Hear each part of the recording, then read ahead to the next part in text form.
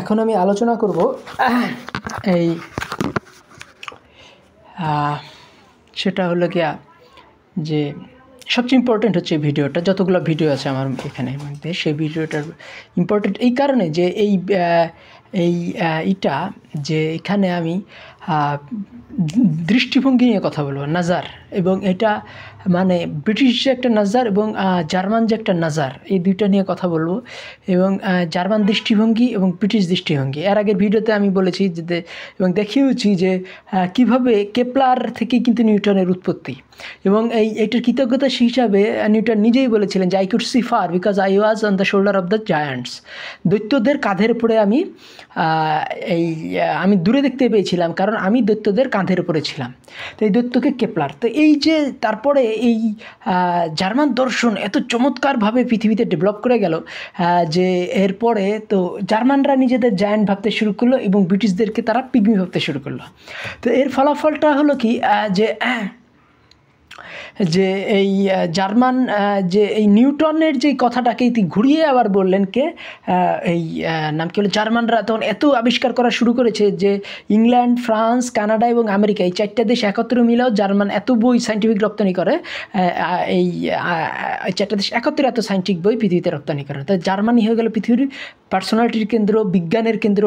একদিকে সেখানে ব্যক্তিত্ব আছে, আরেকদিকে সেখানে আছে এই নাম কি বলে টেকনিক্যালিটি বা প্রযুক্তি। তাই প্রযুক্তি এবং টেকনিক্যালিটি দুইটার সমন্বয়ে জার্মানি হয়ে গেল পৃথিবীর শ্রেষ্ঠ রাষ্ট্র, এবং এক্ষেত্রেই কিন্তু দুটো বিশ্বযুদ্ধের শুরুয়াত। তাহলে এই জিনিসটা আমাদের খেয়াল রাখতে হবে যে তিনি কি বললেন যে I could see far because I was on the shoulder of a giant. আমি একটা দৈত্যের কাঁধের উপরে ছিলাম বলে আমি দূরে দেখতে পেয়েছি। মানে এই দৈত্যটা হলো কেপলার। কেপলার কিন্তু একজন গৃহভৃত্য ছিল, একজন চাকর ছিল বেসিক্যালি। কিন্তু পরবর্তীতে তিনি ওই যে কেপলারের যে মানে কেপলারই আবিষ্কার করেছিলেন যে পৃথিবী সূর্যকে যে প্রদক্ষিণ করে সেটা কিন্তু সার্কুলার পথে না, এটা ইলিপ্টিক্যাল পথে। ঠিক আছে? তাহলে ইলিপসয়েড পথে যখন সে করে তখন কিন্তু দেখা যায় একটা উপকেন্দ্রে সূর্য, ফলে যখন সে সূর্যের কাছে দূরে থাকে সে পৃথিবী আসতে যায়, এবং কাছে গেলে পৃথিবী খুব জোরে ঘুরতে থাকে। তার মানে কি, সূর্য পৃথিবীকে টানছে, কারণ একটা চুম্বক যখন দূরে থাকে তখন কিন্তু সে আস্তে টানে, আর চুম্বক কাছে আসলে জোরে টানে। তাহলে এইটাই কিন্তু নিউটনকে মাধ্যাকর্ষণ, মহাকর্ষণ দুইটা আবিষ্কার করতে সাহায্য করে। তো এই দুইটাই আবিষ্কার করে সাহায্য করার ফলে কিন্তু এই যে কথাটা তিনি বলেন যে জায়ান্টদের কিন্তু পরবর্তীতে এই ইস্ট আর ওয়েস্টের সমন্বয় করেন কে, এই কান্ট, হেগেল এবং গেটে। নিটশে যখন আসে তখন কিন্তু ওই কথাটাই তখন দেখা যাচ্ছে জার্মানির সমস্ত কিছুর কেন্দ্র কিন্তু এই ইংল্যান্ড এবং ফ্রান্স গোটা পৃথিবী দখল করে বসে আছে। তো এইখানে কিন্তু আবিষ্কার করে ইংল্যান্ড, জার্মানি, আর ফল খায় হলো গিয়া ওগুলো ওই জার্মান টেকনোলজি বিক্রি করছে কারা, এই তাদের কলোনিতে বিক্রি করতেছে, সেটা হলো গিয়া এই ইংল্যান্ড এবং ফ্রান্স। তার কাজে ইংল্যান্ড আর ফ্রান্সের সাথে যুদ্ধ লেগে যাওয়া একটা স্বাভাবিক ব্যাপার ছিল। তো ওইটা কিন্তু তিনি বলেছিলেন যে আমার আজ থেকে 50 বছরের মধ্যেই ইংল্যান্ড এর সাথে জার্মানির যুদ্ধ শুরু হয়ে যেতে পারে এই গোটা দুনিয়ার আধিপত্য নিয়ে। এটা নিটশের কথা। তো নিটশেই কিন্তু কথাটাকে ঘুরিয়ে দিয়ে বললেন যে নাম কি বলে, কারণ তিনি দেখতে পাচ্ছেন যে জার্মানি সব দিকে যদি সেরা হয়, ব্যক্তিত্ব সেরা হয়, প্রযুক্তিতে সেরা হয়, তাহলে ইংল্যান্ড শুধুমাত্র এই তার অবস্থানগত জিওগ্রাফিক্যাল অবস্থানগত সুবিধার জন্য সে গোটা পৃথিবীতে ডমিনেট করতে পারবে না। তো আলটিমেটলি তাই হয়, তাদেরকে দুটো বিশ্বযুদ্ধে ইংল্যান্ড যদিও জয়লাভ করে, কিন্তু ইংল্যান্ডের অনেক ক্ষয়ক্ষতি হয় এবং ইংল্যান্ড আলটিমেটলি তার সমস্ত কলোনিগুলোকে মুক্তি দিয়ে দিতে বাধ্য হয়। তাহলে এখন আমরা দেখব যে এই নিটশে কী বলেছিলেন। নিটশে কিন্তু ওই জন্য ব্রিটিশ বিরোধী কথাবার্তা কিছু বলেছেন। গেটেই বলেছিলেন যে ওই জার্মানি এখন ইংল্যান্ড এবং ফ্রান্সকে ছাড়িয়ে যাচ্ছে, এবং তিনি বলেছিলেন যে ইংল্যান্ডের সবচেয়ে সেরা হলেন গিয়া নাম কি বলে এই বায়রন, এবং বায়রনকেই তিনি পরে আবার বলেছিলেন যে বায়রন হলো শিশু, যতবার তাকে বড় কবি মনে করতে যাই ততবার এই হয়ে পড়ে শিশু। এই নাম কি বলে ইংল্যান্ড হয়ে পড়ে, ইংল্যান্ড তো না, এই নাম কি হল, বায়রন। তাহলে ওদের শ্রেষ্ঠ কবিকে এদের শ্রেষ্ঠ কবি ইনসাল্ট করতেছেন একজন চাইল্ড বলে। তো এই জার্মান যে শ্রেষ্ঠত্ব সেইটারই একটা রূপ তিনি দিয়েছিলেন কে, এই গেটে। এবং গেটে বলেছিলেন যে পূর্ব আর পশ্চিম এখন আর বিচ্ছিন্ন হবে না, কারণ মুসলমানদের হার্ট এবং ব্রিটিশ ব্রেনের সমন্বয় ঘটিয়েছিলেন গেটে। তো গেটেই কিন্তু এই ফলে নিটশে কিন্তু একটা কথা বললেন, এই যে ওই জায়ান্টের ওই যে কথাটার পরিপ্রেক্ষিতে তিনি বললেন যে বামনকে কখনো এই জায়ান্টদের কাঁধে তুলতে হয় না। তাহলে কী হবে, সে কিন্তু দেখবে যে জায়ান্টদের ইসে নাম কি বলে, জায়ান্টের সে কিন্তু তখন দূরে দেখতে পাবে, কিন্তু সে কিন্তু ওই তার মন মানসিকতা ওই বামনেরই থেকে যাবে। তো এই যে কথাটা, এই কথাটার পিছনে কিন্তু ওই যে জার্মান দর্শনকে, জার্মান বিজ্ঞানকে আত্মস্থ করে নিউটন যে গোটা পৃথিবীতে ব্রিটিশ রাজত্ব কায়েম করলো, এই যে এই ক্লাইভ থেকে শুরু করে যারা যারা বিভিন্ন জায়গায় ব্রিটিশের বিজয় এনেছিল, তার পিছনে তো ছিল নিউটন, এবং নিউটনের পিছনে ছিল কি, কেপলার। তাহলে এই জার্মান জায়েন্টদের কাঁধে চড়ে ব্রিটিশরা যে গোটা দুনিয়া ক্যাপচার করলো, কিন্তু ছড়িয়ে দিচ্ছে কি সব জায়গায় ব্রিটিশ দর্শন, সংশয়বাদ। তো ব্রিটিশ দর্শন, সংশয়বাদ, এগুলো কী করতেছে, এগুলো বাউনের দর্শন। কিন্তু ইসলামের হার্ট আবার মুসলিমের হার্ট এবং ব্রিটিশদের ব্রেন, এই দুটো সমন্বয় হচ্ছে না, শুধু শিয়ালের বুদ্ধি ব্রিটিশের ব্রেনটাই তারা পাচ্ছে। ফলে শ্রেষ্ঠ জিনিসটা কিন্তু গোটা পৃথিবী ছড়িয়ে পড়েনি, ছড়িয়ে পড়েছে ওই বামনের দর্শন।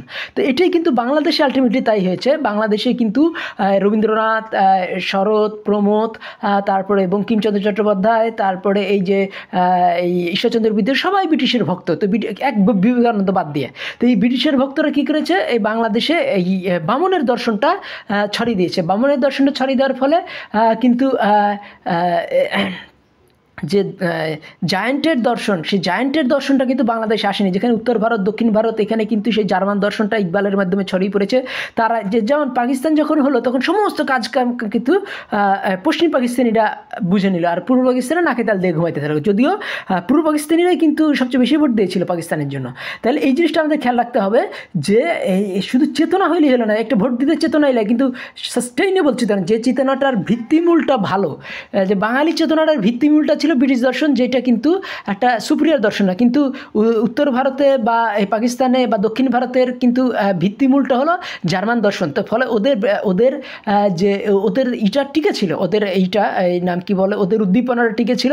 ফলে ওরা কিন্তু সমস্ত দায়িত্ব বুঝে নিল। পরবর্তীতে রক্তক্ষয়ী সংগ্রামের মধ্যে বাংলাদেশ আলাদা হয়ে গেছে, তারপরেও কিন্তু বাঙালি মুসলমান এখনও গোটা ভারতে নাম করতে পারেনি। এমন একজন বাঙালি মুসলমান পাওয়া যাবে না যে গোটা ভারতে নাম করা। কিন্তু উত্তর ভারত, দক্ষিণ ভারতে বা পাকিস্তানে কিন্তু মুসলমানরা হিন্দুদের উপরে। যেমন ভারতের সবচেয়ে সেরা কবি কিন্তু মির্জা গালিব, রবীন্দ্রনাথ না। কিন্তু আমরা রবীন্দ্রনাথ বলতে অজ্ঞান হয়ে যাই, কিন্তু মির্জা গালিবকে বাঙালি মুসলমান এখনও সেভাবে বোঝেই না। তাহলে মির্জা গালিবের পরে কিন্তু আরও অনেক কবি আসছে, তাদেরকেও বোঝার ব্যাপার আছে। হোসেন আজাদ আছে, হালি আছে, শিবলি নোমানি আছে, ইকবাল আছে, মজরু সুলতানপুরি আছে, তারপরে এই নাম কি বলে, এই শাহি লুধিয়ানভি আছে, ঠিক আছে, তারপরে বা জাভেদ আক্তার আছে, গুলজার আছে, এদেরকেও বোঝার একটা বিষয় আছে। কিন্তু সব দিকে বাঙালি মুসলমান এখনও পিছনে পড়ে আছে। তাইলে এই জিনিসটা আমাদের খেয়াল রাখতে হবে যে আমাদের দৃষ্টিটা যেন ওই ব্রিটিশ দর্শন বা বামনের দৃষ্টি না হয়, আমরা যেন জার্মান দর্শন বা জার্মান দৃষ্টিতে দেখতে পারি। তো এইখানে কিন্তু ইকবাল আরেকটা কথা বলে গেছিলেন, সেই কথাটা হলো গিয়া যে জাহান বিনি সে দুশওয়ার হ্যায় জাহান বানি। যে যে একটা জাহান বানি সে দুশওয়ার হ্যায় জাহান বিনি। কোনো একটা জগৎকে তৈরি করার থেকেও জগৎকে প্রপার দৃষ্টিতে দেখা, এটা কিন্তু অত্যন্ত ইম্পর্টেন্ট একটা ব্যাপার। তো এই যে নজর বা দৃষ্টিভঙ্গি, এই যে জার্মান যে নজর বা জার্মান যে দৃষ্টিভঙ্গি, এই দৃষ্টিভঙ্গি যখন এসে যায় তখন কাজ অটোমেটিক হয়ে যায়। যেমন উত্তর ভারতে একটা আছে, জাভেদ আক্তার এটা বলেছিলেন, হসলা উঁচি হতো রাস্তায় আপনি আপ বান জাতি হ্যায়। তাহলে আত্মবিশ্বাস বেশি থাকলে রাস্তা অটোমেটিক তৈরি হয়। তাহলে এই যে আত্মবিশ্বাসের সাথে রাস্তা তৈরির যে ব্যাপার, এটা কিন্তু কি করতেছে, হসলা উঁচি হতো রাস্তায় আপনি আপ বান জাতি হ্যায়। তাহলে কি হচ্ছে, যে যখন আমার দৃষ্টিভঙ্গিটা ক্লিয়ার, তখন আমি কি হচ্ছে, রাস্তা অটোমেটিক তৈরি হয়ে যাচ্ছে। তো এই জিনিসটা আমাদের মাথার মধ্যে রাখতে হবে যে হসলা উঁচি হতো রাস্তায় আপনি আপ বান যেতে, রাস্তা যখন ইটা উঁচা, নাম কি বলে, আত্মবিশ্বাসটা বেশি বা আমার আউটলুকটা, দৃষ্টিভঙ্গিটা যখন আমার চমৎকার, ভিশনটা যখন আমার চমৎকার, তখন রাস্তা অটোমেটিক তৈরি হয়ে যায়। তাহলে ওইটাই কিন্তু ইকবাল বলেছিলেন যে জাহান বানি সে দুশওয়ার হে জাহান বিনি। এই কথাটা মানে কিন্তু এখানে আমি ভেঙে বললাম যে জাহান বানি সে দুশওয়ার হে জাহান বিনি, মানে যে কোনো যে জগৎকে তৈরি করার থেকে জগৎকে প্রপার দৃষ্টিভঙ্গিতে দেখা কিন্তু আরও বেশি কষ্টকর। এবং এই প্রপার দৃষ্টিভঙ্গিটা ছিল আল্লাহ রাসূলের দৃষ্টিভঙ্গি, যেটা কিন্তু পরবর্তীতে জার্মানরা ব্রিটিশ টেকনোলজির সাথে একাত্ম করতে পেরেছিলেন বলে কিন্তু জার্মানি দুইটা বিশ্বযুদ্ধে এতখানি শক্তি দেখাইতে পেরেছিল। তাহলে এই জিনিসটা আমাদের খেয়াল রাখতে হবে যে জার্মানি যে অনেকেই কিন্তু কান্ট, হেগেল এবং গেটে বোঝে না, তারা হিটলারকে বোঝে, বাঙালি মুসলমান বিশেষ করে। কারণ বাঙালি মুসলমানদের মধ্যে যে কাজী আব্দুল ওয়াদুদ গেটের সম্বন্ধে একটা বিরাট বড় ঢাউস কিতাব লিখেছিলেন, কিন্তু নিজেই তিনি কান্ট এবং হেগেল বুঝতেন না। তাহলে তার আগের দার্শনিকই বুঝেন না, গেটের পরবর্তী দার্শনিকও বোঝেন না, এবং ফিকটিকেও তিনি বুঝতেন না। তাহলে এই মানে জার্মান দর্শনটাকে তিনি বুঝতেন না, অথচ তিনি জার্মান দর্শনের শ্রেষ্ঠ ফল গেটেকে নিয়ে বই ঢাউস কিতাব লিখে ফেলছেন। তাহলে এইটা একটা সমস্যা। এই পরবর্তীতে কিন্তু বাঙালি মুসলমানরাও কিন্তু এখন নিশ্চয় পড়তেছে, নিশ্চয়ের উপরে বাঙালি মুসলমানরা অনেক ভিডিও বানাচ্ছে, পাকিস্তান থেকে অনেকে ভিডিও বানাচ্ছে, খুররাম এলাহি প্রচণ্ডভাবে এই নিশ্চয়ের উপরে ভিডিও বানাচ্ছে, আপনারা এগুলো দেখবেন আশা করি। তখন কী হবে, বাঙালি মুসলমানও ওই দৃষ্টিভঙ্গিটা তার ঠিক হবে, এবং সে কি ওই জায়েন্টের কাঁধের চেয়ে বামনের দৃষ্টিতে দেখবে না, সে জায়েন্ট হয়ে উঠবে। সে তখন কি হবে, সে নিজেই মানে ওই জায়েন্টের দৃষ্টিতে দেখবে। তো এইটাই কিন্তু নিশ্চয় ওই কথাটাই বলেছিলেন যে নাম কি বলে, এবং ওই এখানে গ্রিক মিথোলজিতে একটা কথা আছে, এরকম আরিয়ান নামে একটা দৈত্য আছে, সে দৈত্যটা ছিল অন্ধ। তো সে একটা বামনকে তার কাঁধে তুলতো। তো ওই কাঁধে তুলে সে যখন দেখতে যাইতো, তখন কী হইতো যে সে দেখতো যে ওই মানে ওই যে বামনটা তার তো নিজের দৃষ্টিতে দেখতো, এবং বামনের ওই কথা অনুসারে ওই জায়েন্টটা চলাফেরা করতো। তাহলে এই যে এইটাকে কিন্তু তিনি চমৎকারভাবে বলেছিলেন কে, এই নাম কি বলেন, নিউটন। আর নিউটন থেকে এটাকে আবার ঘুরিয়ে দিলেন নিটশে ঘুরিয়ে দিয়ে তিনি বললেন যে আসলে এই যে বামনকে কাঁধে তুললে কী হয়, যে জায়েন্টদের উচিত না বামনকে কাঁধে তোলা। তাহলে কী হবে, গোটা বিশ্বময় সে বামনের দৃষ্টিতে দেখবে, সে কী হবে, বিশ্বময় বামনের দর্শনটা ছড়িয়ে দেবে। তাহলে আমাদের এখানে ব্রিটিশ দর্শনের জায়গায় জার্মান দর্শন যে চলে আসছে ইকবালের জন্য, এটা খুব ভালো। কিন্তু বাংলায় সেই জার্মান দর্শন যখন আসবে, তখন কী হবে, বাঙালিও সায়েন্সে নোবেল প্রাইজ পাবে। তখন কী হবে, বাঙালিও কিন্তু তামিলরা 3টা সায়েন্সে নোবেল পাইছে, বাঙালি 30 কোটির কিন্তু একটাও সায়েন্সে নোবেল প্রাইজ নাই। কিন্তু তামিল 9 কোটি লোকের 3টে সায়েন্স নোবেল আছে। তাইলে আর তামিলরা 200 কোটি বাজেটে মুভি করছে, বাঙালিরা তখন 200 কোটি বাজেটে মুভি করবে। আমার কথা কি ভালো লাগে, আমার চ্যানেল সাবস্ক্রাইব করুন, লাইক বাটন ক্লিক করুন। ধন্যবাদ।